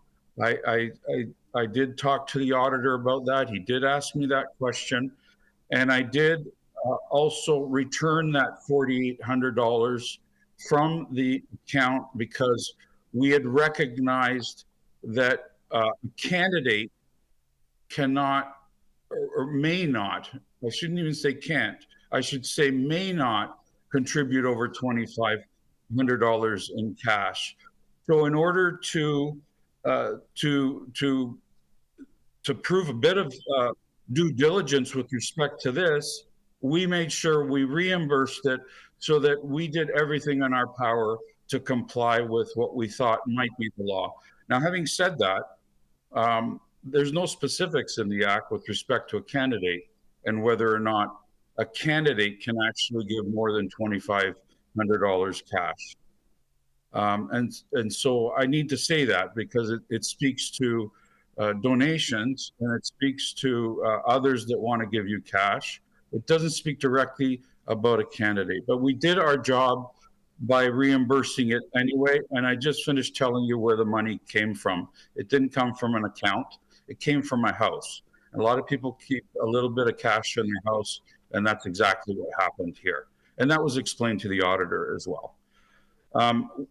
So with this particular part of the equation, I think there's, I hope that you don't decide to take legal action on this particular item, because I did everything in my power to make sure that it was returned after we recognized that it may be a problem. There was a mistake made on my part, and that was on $100 that I said was a loan, when in reality it was money that we did collect from walk-ins. And many people walked in wanting to give us a donation of some sort, and we accepted that $20 or that $25 that came into the office, and we immediately put it into the bank after we received the money. So you see those transactions in the bank account, because that's how we've received them. Now, many people have asked for change or whatever it was, but that's where it came from. It was from donations of walk-ins, and at the fundraiser that we had, there were many people that came that didn't want to pay for the meal, but wanted to donate something. So that in particular was an ongoing kind of suggestion we made from people that did want to walk in and give us something.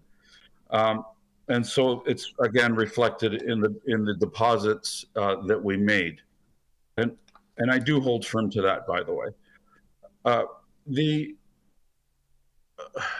The issue, I just want to move on to the issue of rent for a second, because we did have 2 offices. The auditor spoke of it. Once we decided that we were going to shut down the campaign because we didn't want to spend any more money and lose more money and potentially grow a bigger debt,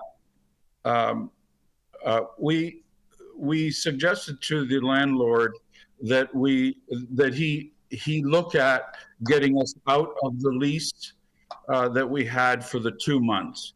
The landlord said yes, and he did not cash the check. And so we did not use that office in the 2nd month, and there was no in-kind donation. He just didn't cash the check. And that's the explanation on the rent. You should also know that there was a very large personal problem in my family. And there is another reason why I did not continue with the campaign. One of my sons was diagnosed with cancer, and that was the priority of the day for us. So anybody that's a father will understand that no matter what you're doing, your priority becomes your family. And that's one of the reasons that I did not pursue after the campaign imploded. I basically said, there's a reason why this has happened. I've got to tend to my family, and that's what we did. And that's where my continued efforts went on. And the campaign did take a back seat to a large degree. So I'm not asking for you to feel sorry for me or any of that. I'm just giving you the situation at hand. Given that the complainant has made this an issue, there wasn't a personal issue in our family, and we weren't sure if we were going to lose one of our children. So that became a real issue for me. And then couple that with the fact that I couldn't find an auditor. So what happened was, because the campaign imploded, anybody that knows elections knows that you do get volunteers you do get people that get kind of worried that their time is almost a waste of time given what happened. So my CFO resigned, and so did the auditor.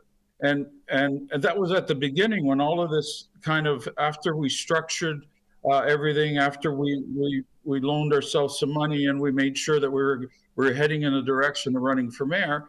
And then the implosion happens, and I get the resignations.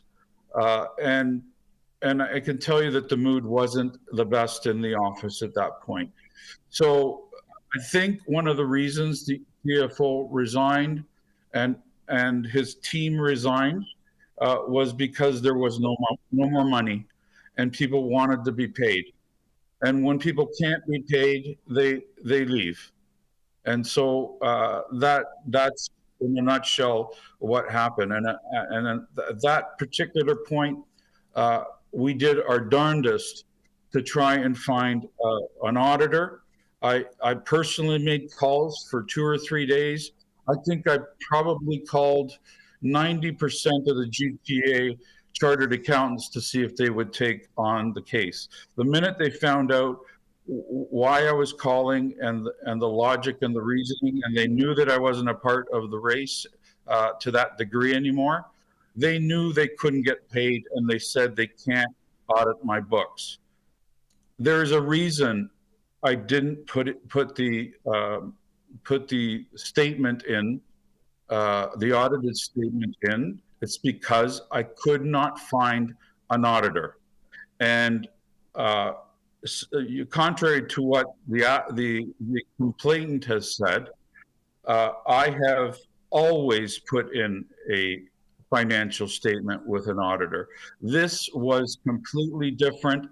I went to court and asked for an extension to the judge because I couldn't find an auditor. That was the reason that I needed the extension, and that's the reason I gave the judge. It didn't change. I kept trying and I couldn't find the auditor. So I had no choice but to not submit. And I wrote to you when the complaint came in as a committee, and I told you that as well in a written form. That didn't change. So let's just, for me, I know the ramifications of that decision.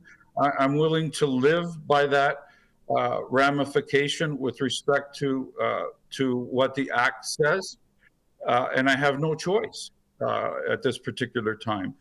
So that, given that, there's you know, and I've also dealt with the $4,800 and the $100 issue of cash.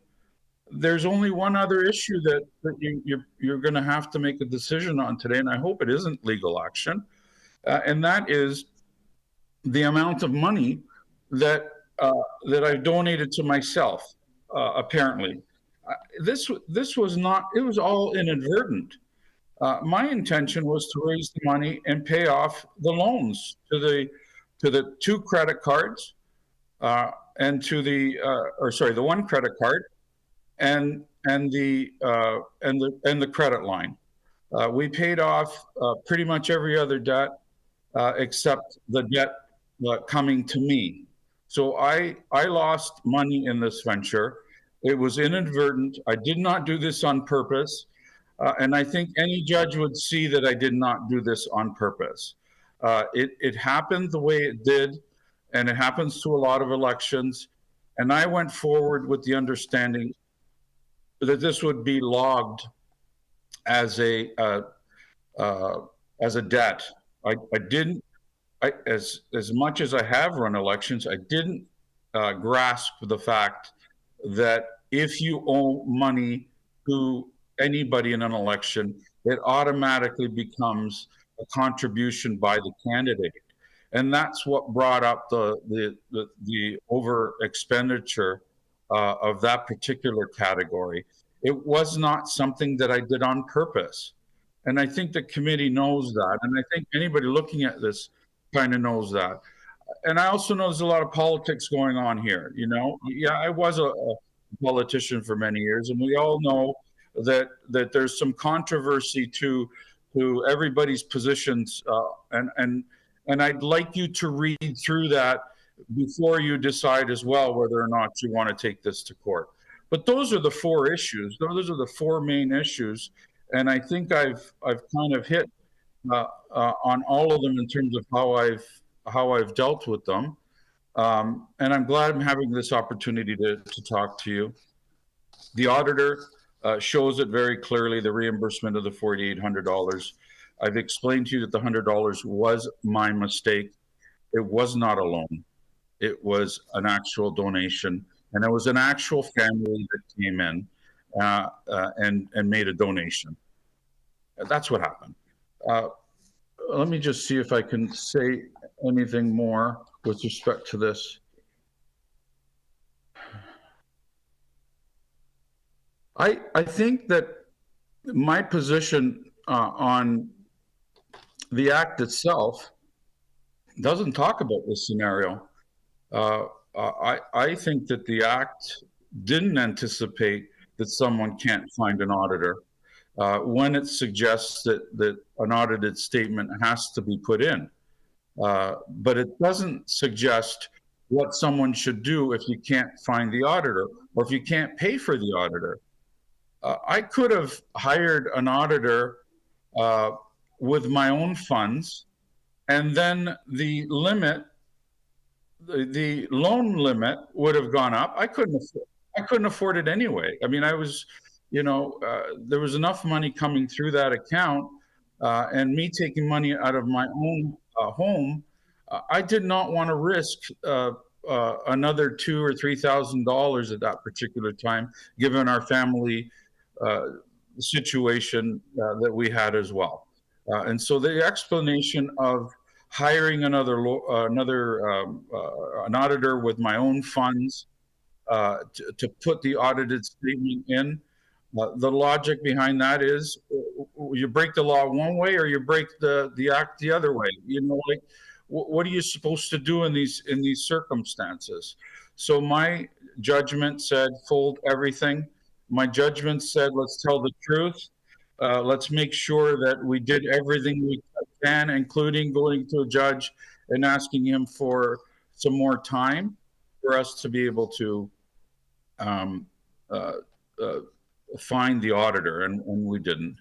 And as far as raising more money, it becomes really, really, really difficult for any one candidate to raise any more money after an announcement is made that says that you're not a contending politician, even though you got all the experience to do it.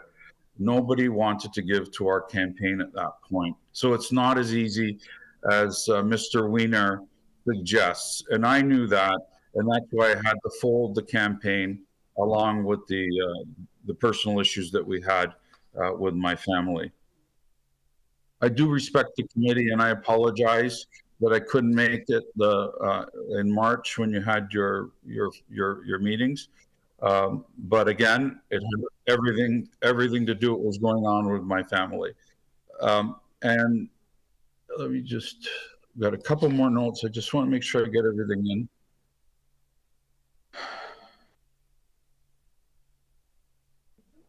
Mr. Mammoliti, thank you. I don't want to cut you off, but if there's anything that you haven't already spoken to, then please do present it. Otherwise, I'd like to open up the discussion for any questions. Absolutely. Maybe that's the way to do it, is entertain questions, and I can try and answer them as best I can. Thank you, Madam Chair. Thank you. I will provide my colleagues an opportunity. I have a number of questions. I'll kick off with one, and then I'll open it up to the others. How many campaigns in total have you run? Well, since 1990, provincially, and then municipally in 1995. Then there was the election. Sorry, can you just give me a number? Ballpark, less than 10, 10 to 15, 15 to 20? No, it's probably to the tune of about 13, maybe 12, 13. Okay. And for those, so, you've shared with us an explanation as to the situation, trying to identify and secure an auditor. But you did indicate that you for prior campaigns, you did file financial statements. In those cases, did you always go back to the same auditor, or did you have others? So how many auditors would have supported the development of your financial statements, roughly? Is it one, more? No. I think that over time I've had many auditors on many of those campaigns. I think the longest standing auditor that I had ran 2 elections for me. Some of them retire. In the case of the auditor that made the mistakes that brought me to the committee and the court, he was getting older, and he ended up retiring. Okay. So a few of them retired. Thank you. I'm going to provide my colleagues on the committee an opportunity to pose any questions they may have. I'm looking at Mr. Frangen. Thank you very much, Madam Can Chair. I just reply as well to the importance of the auditor? The auditor is important to us as candidates because they do spell out what it is you're doing right and what it is you're doing wrong. And if there was an auditor with our campaign just before it imploded and just after, I believe I would not be in front of you today, because the auditor would have made suggestions to the team, and you need to rely on the auditors as we go along. There's an argument to be made that people that run in elections that have some experience in it should know everything. Well, we don't. We don't know everything, but we got to try to learn, and that's what I've always done. Things change, interpretations change. When I tried to find an auditor for this campaign, the constant message I got from anyone in the GTA and this is a majority, they did not want to take it on, not only because they weren't going to get paid, but because Toronto is too challenging and confusing, as they put it, and they did not want to take on a Toronto election. The auditors that were qualified, there's very few of them that are qualified enough to take on the Toronto / Municipal Act. There are 2 different parts to this equation, and it was difficult enough trying to find somebody to take it on midstream, let alone those that are qualified to do the Toronto and the Municipal Act audits. There's only a few that do it. Okay, thank you. Ramin? Thank you, Madam Chair. Mr. Mammoliti, thank you very much for appearing before us. And let me just start off by thanking you for your service over the past few decades or couple of decades, and also acknowledge and appreciate the challenge that you brought up with your son's illness. And I certainly hope that he has recovered, or at least on his way to recovery. I understand that provides very difficult circumstances for you and your family. Having said that, I would like to focus on the most rudimentary requirement here around filing the financial statements.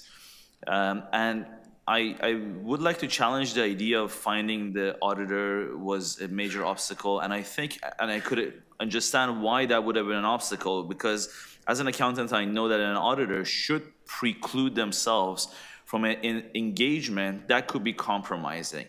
And in this particular case, I can't find anything more compromising than not having a financial statements to audit. What would have been subject of the audit if there was no financial statements to begin with? So I'm having a little bit difficulty accepting that the auditors were not qualified or did not want to take on the challenge that comes with auditing a mayoral candidate in one of Canada's largest cities, or that they were concerned with getting paid given that the fundraising money had been dried up. So again, I certainly don't want to speculate on some of the facts that have been discussed. What I'm asking is whether you could substantiate the fact that your CFO had resigned in light of the bad press. Because I understand, you had focused on the challenges that you and your family were facing around the health of your son. It wasn't a priority for you, but you had mentioned that you had a CFO as part of your campaign. So I really want to narrow down on that and see if there, first of all, really get to the bottom of the reasoning for not submitting financial statements. And again, if you could substantiate the fact that your CFO, in light of circumstances, had resigned and had left you no option or no other alternative into filing your financial statements. So a financial statement needed to be put together. Obviously, when your CFO resigns, you're stuck with no volunteers or no paid staff in your campaign, and that's what happened. So after that, it became very difficult to find someone to take the place of that person, because when a campaign implodes, it's not as simple as you might think to get someone to replace them. So that's exactly what happened. And when you ask for an auditor to come in and help you with all of it, and then they say no to you, you're stuck. And that's what happened. I was stuck. And if you choose to go the legal route here, this is the argument that I'm going to bring up to the judge. I was stuck. This is what happened. And I don't think the Act speaks to this. I think, and I don't think the City of Toronto's bylaws speak to this. In the event that someone can't find an auditor, how is that person supposed to submit an audited statement? Mr. Mammoliti, with due respect, I just want to, again, I want to focus and zero in on your inability to file the financial statements. Are you able to substantiate that your financial officer, your CFO, resigned abruptly? You know, I really, again, have difficulty not believing, but coming to terms with a financial professional in light of some bad press, relieving themselves of their I didn't say that. obligation. I didn't say bad press. I didn't say bad press.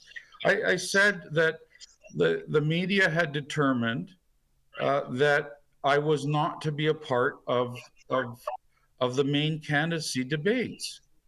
And the people that come on board to a politician's campaign, a politician like mine who has been around for years, they would anticipate that this would happen. When that didn't happen, you started to see the resignations coming in regularly, and the volunteers didn't want to come into the office, and people didn't want to donate.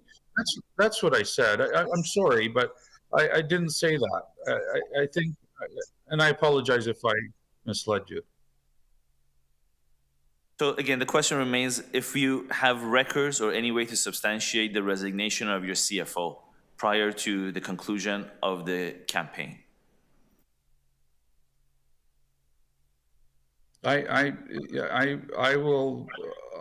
will defer that until you make your decision.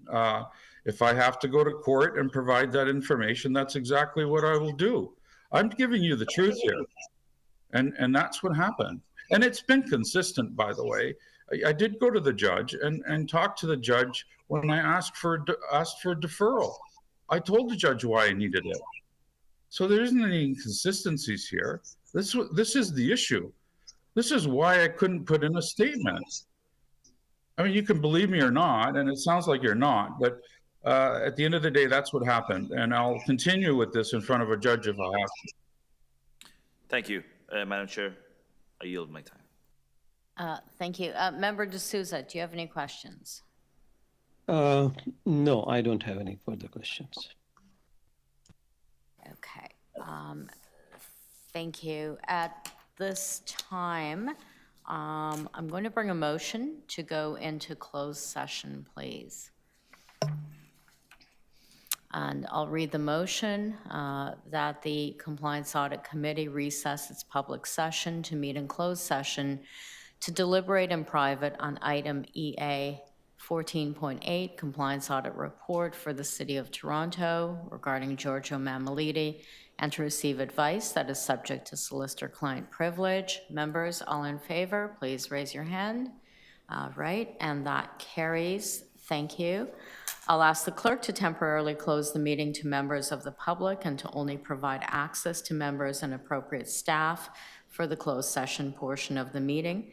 In addition, the YouTube live stream will be suspended until the closed session is over. Member D'Souza, I'd also remind you to arrange your surroundings so that no other person observes any part of the closed session debate.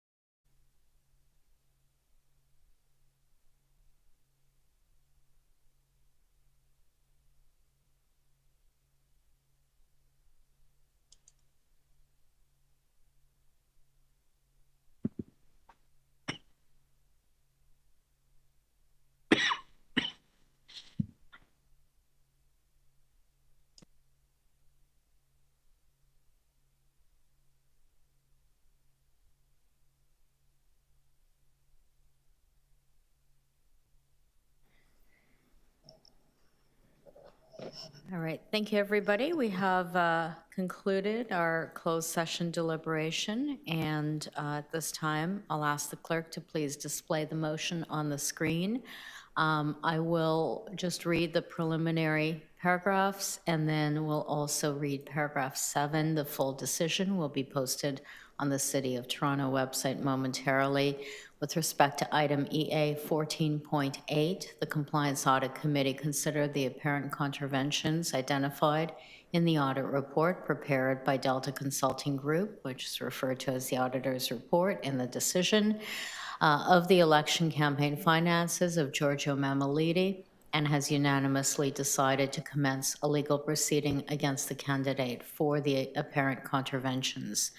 Moving to paragraph 7, which provides a bit more background, the committee accepts that the auditor's report outlines apparent contraventions of the Municipal Elections Act 1996 and has unanimously decided to commence a legal proceeding against the candidate for the contraventions thereof. The committee is of the view that it is of fundamental importance that public confidence in the electoral process is maintained. The committee is of the opinion that it is in the public interest to commence a legal proceeding against the candidate. I do wish to express my gratitude for the submissions and the detail that was provided to the committee and for the participation of those who did make submissions. At this time, I'd call for a motion, a vote rather, on the motion, please. And the vote carries. Thank you, everybody. This concludes our business for today. We are adjourned.